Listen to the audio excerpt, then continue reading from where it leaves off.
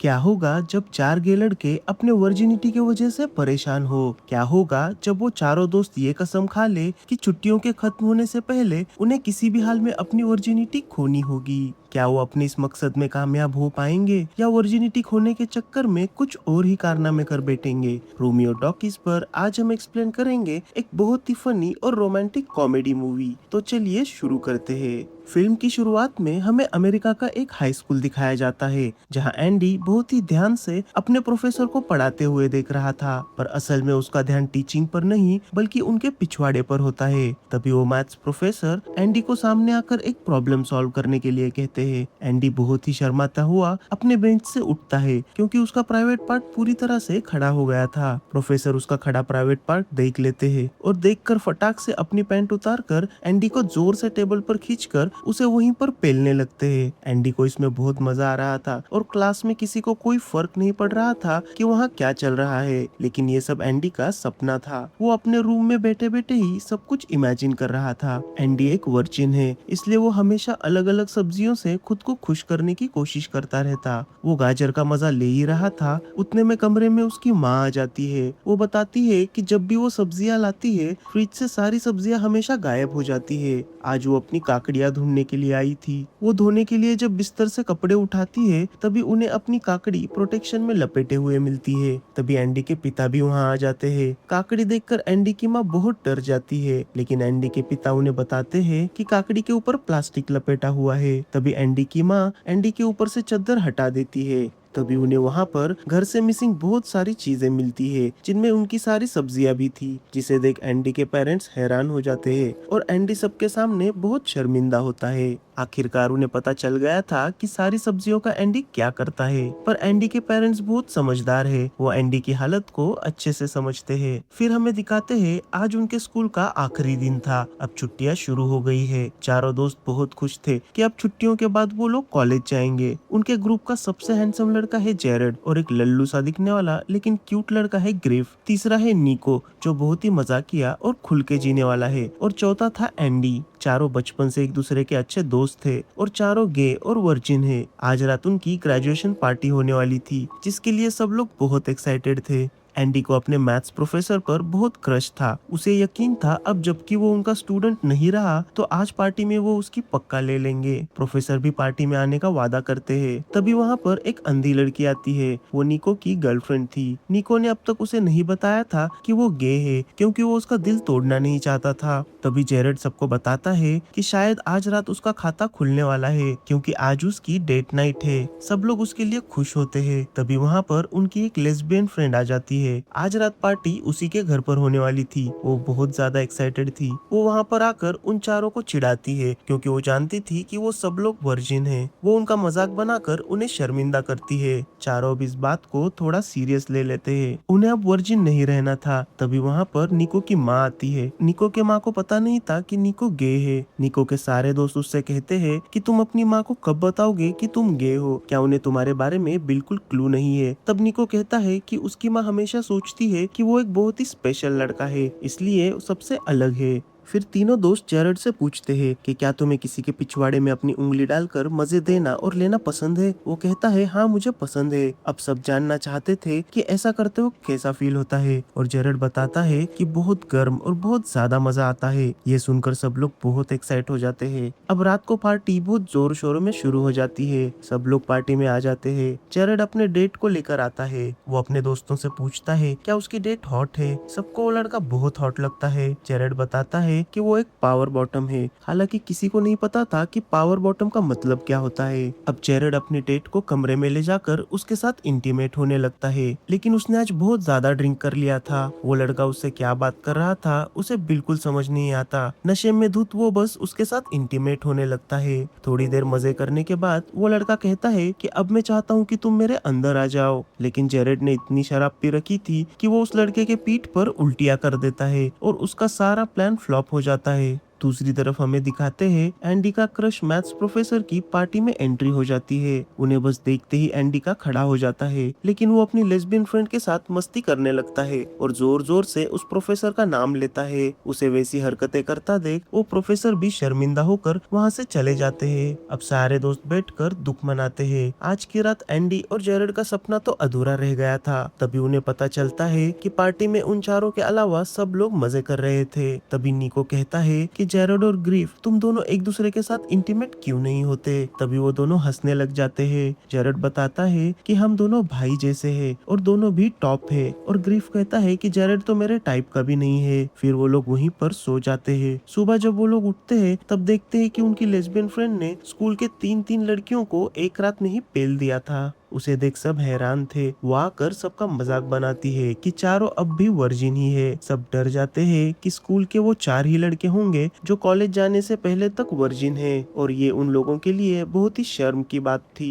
अब चारों मिलकर डिसाइड करते हैं कि इन गर्मियों के छुट्टियों में कॉलेज जाने से पहले हम सब लोग अपनी वर्जिनिटी लूज करेंगे, और ये करने के लिए हमें बड़े लोगों से नॉलेज लेना होगा, उनसे सीखना होगा कि ये सब कैसे करते हैं। अब निको कहता है कि पहले हमें डिसाइड करना होगा कि हम टॉप है या बॉटम। जेरेड कहता है कि मैं तो 100% टॉप हूँ, क्योंकि कौन अपने पिछवाड़े में कुछ घुसाना चाहेगा। उसकी बात सुन एंडी चुप हो जाता है। निको भी कहता है कि मैं भी एक टॉप हूँ। फिर जेरेड कहता है कि मैं टॉप तो हूँ, लेकिन मुझे पिछवाड़े में कुछ छोटी चीज चल जाती है। इस पर निको कहता है यानी तुम टॉप और पिंकी बॉटम हो। तभी एंडी शर्माते हुए पूछता है कि क्या यहाँ पर कोई बॉटम्स को लेकर क्यूरियस है। इतने में वहाँ निको की माँ आ जाती है और एंडी डर जाता है कि कहीं उन्होंने उसकी बात सुन ना ली हो।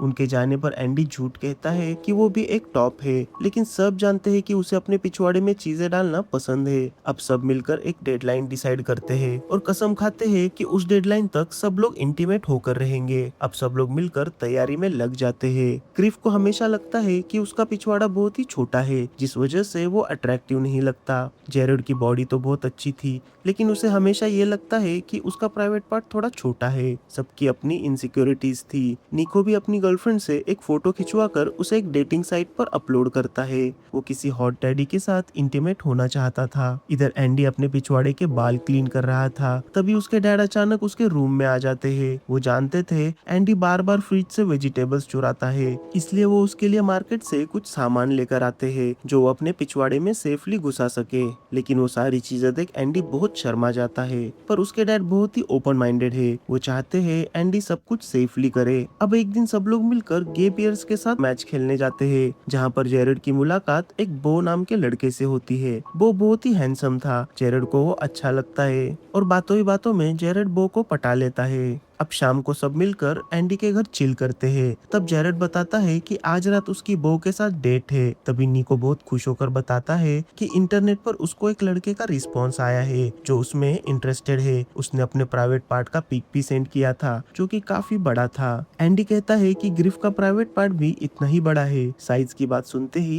जेरेड थोड़ा नर्वस हो जाता है, क्योंकि वो अपने साइज को लेकर इनसिक्योर था। वो वहाँ से बाथरूम चला जाता है। बाथरूम में उसे एक डिवाइस मिलता है। वो प्राइवेट पार्ट को बड़ा करने की मशीन थी। आज जेरेड की डेट थी। वो बो को इम्प्रेस करना चाहता था, इसलिए वो उस मशीन को बिना कुछ सोचे समझे अपने प्राइवेट पार्ट के ऊपर लगा लेता है, लेकिन वो डिवाइस उसके प्राइवेट पार्ट के ऊपर अटक जाता है। जेरेड उसे निकालने की और बंद करने की बहुत कोशिश करता है, लेकिन वो मशीन बंद नहीं होती। वो जोर जोर से चीखने लग जाता है। तभी उसकी आवाज सुन एंडी के पिता वहाँ पर आ जाते हैं। वो मशीन को पकड़कर जोर से खींचते हैं, फिर भी वो नहीं निकलती। फिर वो डंडे से उसके ऊपर जोर जोर से मारते हैं। तब जाकर वो मशीन निकल जाती है और जेरेड चैन की सांस लेता है। उसकी चीखें सुनकर उसके तीनों दोस्त वहाँ पर आ जाते हैं और उसके प्राइवेट पार्ट को देखकर डर कर चिल्लाते हैं। जब वो खुद नीचे देखता है तो देखता है कि उसका प्राइवेट पार्ट पूरी तरह से डैमेज हो गया था। फिर हमें दिखाया जाता है एंडी के पिता चारों लड़कों को बिठाकर इस बात का लेक्चर देते हैं कि साइज मैटर नहीं करता, इसलिए साइज को लेकर कभी इनसिक्योर नहीं होना चाहिए। वैसे आपकी इस बात पर क्या राय है, हमें कमेंट करके जरूर बताएं।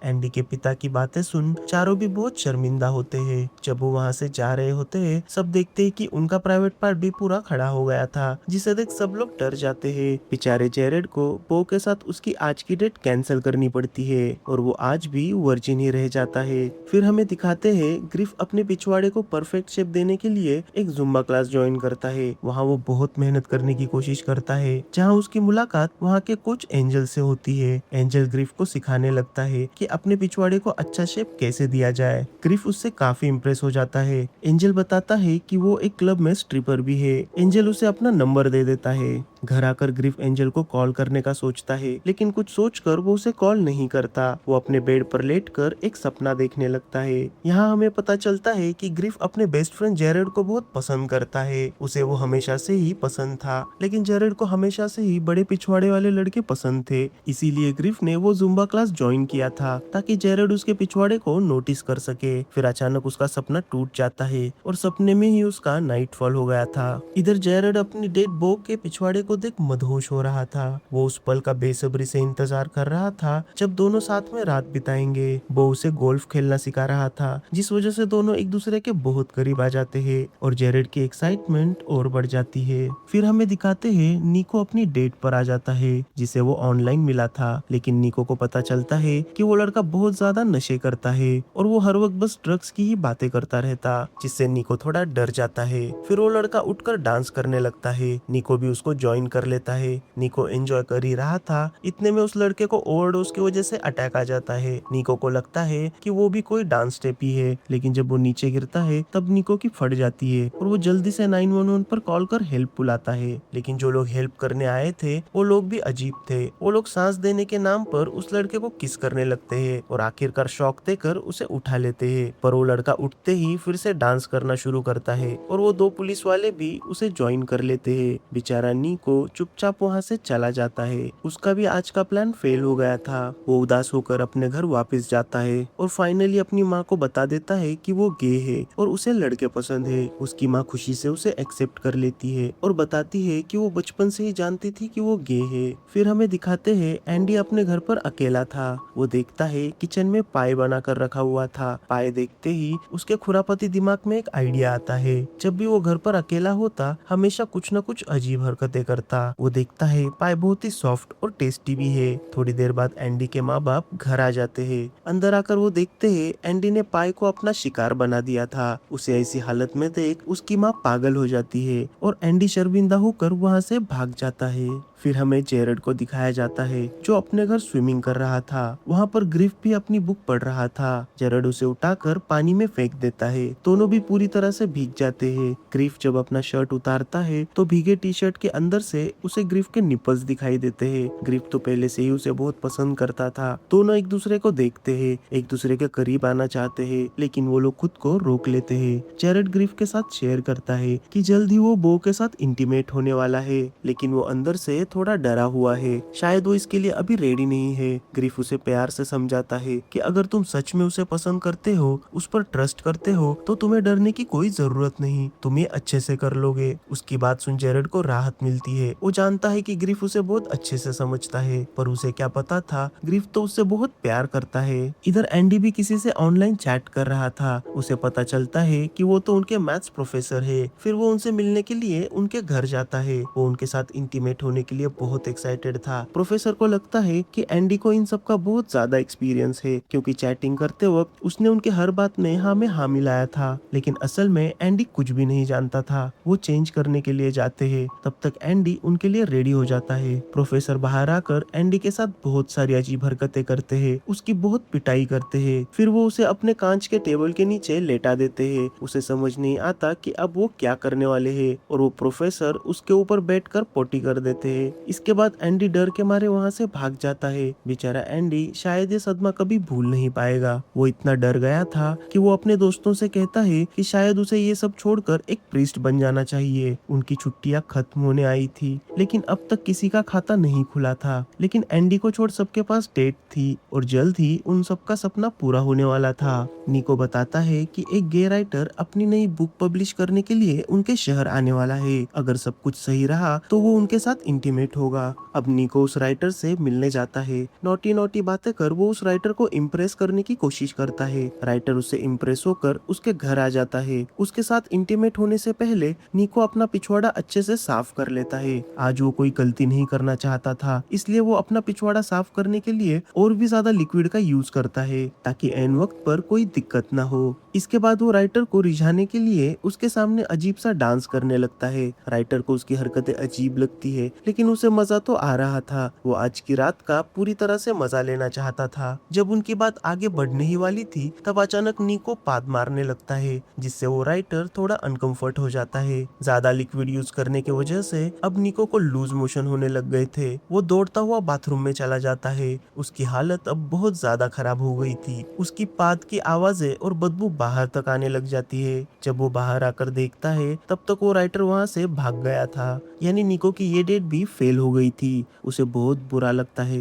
दूसरी तरफ हमें दिखाया जाता है ग्रिफ अपने पिछवाड़े को बड़ा दिखाने के लिए कुछ नकली चीज लगाकर एक गे क्लब आता है। वहाँ वो जेरेड को इम्प्रेस करना चाहता था। क्लब में हर कोई उसके पिछवाड़े का दीवाना हो जाता है। तभी ग्रिफ देखता है कि जेरेड क्लब में अपने साथ बो को लेकर आ गया था। हालांकि ग्रिफ को लगा था कि आज सिर्फ वो दोनों दोस्त क्लब में मिलने वाले हैं। वो जेरेड से इस बारे में पूछता है कि आज तुम बो को लेकर क्यों आए। तब जेरेड को लगता है कि ग्रिफ उस पर जेलस हो रहा है, क्योंकि वो अब तक सिंगल है और उसे बो मिल गया था। लेकिन ये बात सुन ग्रिफ को बुरा लगता है और वो वहाँ से चला जाता है। फिर ग्रिफ को वहाँ पर एंजल मिलता है, जो उसी क्लब में स्ट्रिपर का काम करता था। ग्रिफ को वहाँ पर दो बूढ़े लोग ये कहकर रिजेक्ट कर देते हैं कि उसकी उम्र उनके लिए बहुत ज्यादा है, जबकि वो सिर्फ 17 साल का था। फिर ग्रिफ देखता है कि जेरेड तो अपने बॉयफ्रेंड बो के साथ अच्छा समय बिता रहा है। वो सच में जेलस हो जाता है और जाकर स्टेज पर खड़ा हो जाता है और डीजे वाले को गाना बजाने के लिए कहता है, और यहाँ से वो अपना जलवा दिखाना शुरू कर देता है।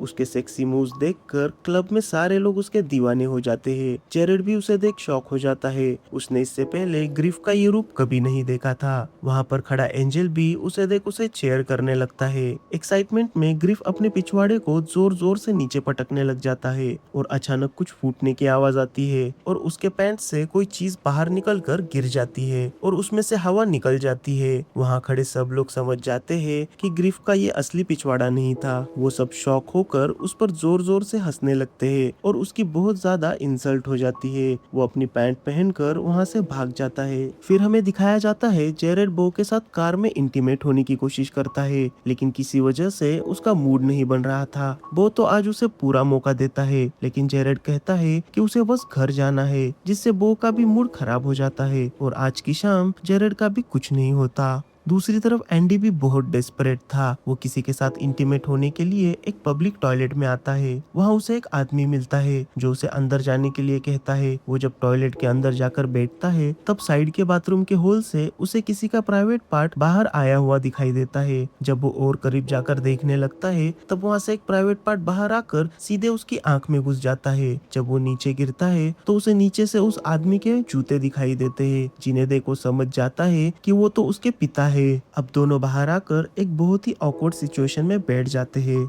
वहाँ उसके पिता एंडी को बताते हैं कि वो एक बायसेक्सुअल है और अब उन्हें डर था कि ये जानकर शायद अब एंडी उनसे पहले जैसा प्यार नहीं करेगा, और वो रोने लग जाते हैं। लेकिन एंडी उन्हें समझाता है कि वो उनसे अब भी उतना ही प्यार करता है जितना पहले करता था, और उन्हें शांत करता है। फिर एक लड़के को बाथरूम में जाता देख वो अपना रोना बंद कर उसके पीछे चले जाते हैं। आज की रात एंडी भी अकेला ही रह जाता है। अब चारों दोस्त एक साथ आकर अपना हाल एक दूसरे के साथ शेयर करते हैं। एंडी का तो अब सेक्स के ऊपर से भरोसा ही उड़ गया था। वो अब कुछ भी नहीं करना चाहता। जेरेड बताता है कि वो भी हर बार बहुत डर जाता है और कुछ कर नहीं पाता, और बो कब से उसे टॉप करने के लिए पीछे पड़ा हुआ है। निको भी टेंशन में था कि उसकी बात की गूंजें उसने उस राइटर तक को भी सुना दी थी। अब चारों ने भी पूरी तरह से हार मान ली थी, लेकिन उनकी लेस्बियन फ्रेंड उन सबको बहुत ज्यादा लेक्चर देती है, उन्हें मोटिवेट करती है और इतने जल्दी हार मानने से मना कर देती है। निको की माँ भी वहाँ आकर उन्हें एनकरेज करती है। अब उनके पास एक और मौका बचा था। उनके लेस्बियन फ्रेंड के घर एक पार्टी होती है। वहाँ जेरेड बो को लेकर एक कमरे में आता है। अब वो चाहता था कि बो टॉप बने और वो बॉटम बनेगा। वो किसी भी हाल में वर्जिन नहीं रहना चाहता था। वो लोग बहुत प्यार से इसकी शुरुआत करते हैं।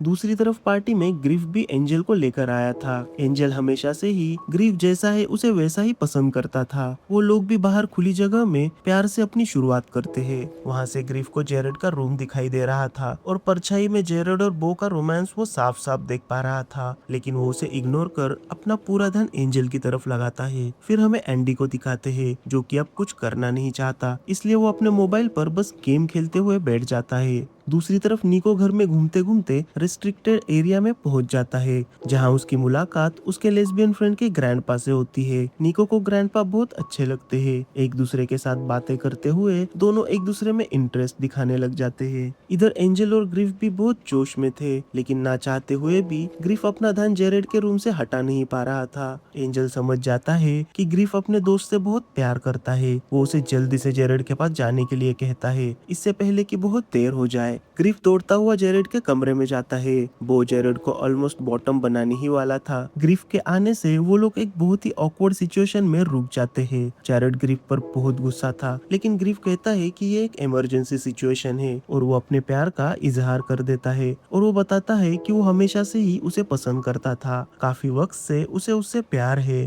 जेरेड को समझ नहीं आता कि उसकी बात का क्या जवाब दिया जाए। वो बहुत ही कंफ्यूज हो जाता है। तभी बो बाहर आकर जेरेड से पूछता है कि क्या हम इंटीमेट होने वाले हैं या नहीं। तब जेरेड उससे कहता है कि सॉरी बो, इतने दिनों तक मुझे पता नहीं था कि मेरा एक बॉयफ्रेंड भी है। उसकी बात सुन ग्रिफ बहुत खुश हो जाता है और दौड़कर उसे गले लगा लेता है। आखिरकार उसे अपना प्यार मिल गया था। जेरेड ग्रिफ के साथ बहुत कंफर्टेबल था, इसलिए वो आसानी से ग्रिफ को बॉटम बनाकर उसके साथ बहुत प्यार से इंटीमेट होता है। दूसरी तरफ निको और ग्रैंडपा भी बातें करते करते एक दूसरे के बहुत करीब आ जाते हैं और उन दोनों का गेम भी शुरू हो जाता है। अब बचा था बेचारा अकेला एंडी। तभी वहाँ पर बो आकर बैठता है और बताता है कि जेरेड ने उसे डंप कर दिया। फिर एंजल भी वहाँ आ जाता है। वो भी बताता है कि ग्रिफ ने उसे छोड़ दिया है। फाइनली एंडी समझ जाता है कि दोनों लड़के उसमें इंटरेस्ट दिखा रहे हैं और आखिरकार उसकी भी इच्छा पूरी हो जाती है। दोनों मिलकर उसे कमरे में ले आते हैं। यही तो उसका सपना था। दोनों के हथियार देख एंडी बहुत खुश हो जाता है। दोनों मिलकर रात भर उसे मजा देते हैं।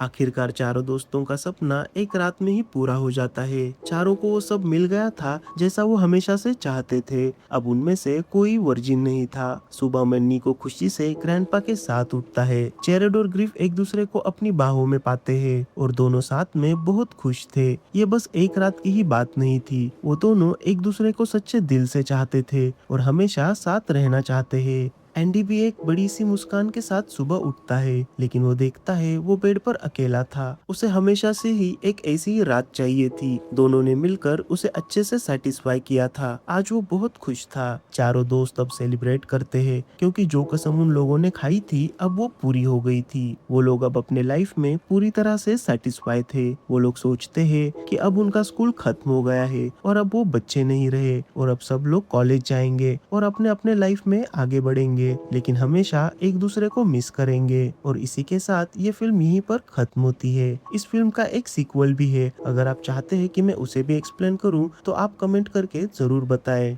दोस्तों, अगर आपको भी ये वीडियो अच्छा लगा तो अपने वर्जिन दोस्तों के साथ इसे जरूर शेयर करिए और वीडियो को लाइक भी करिए। और ऐसी ही प्यारी कहानियां सुनने के लिए देखते रहिए रोमियो टॉकीज।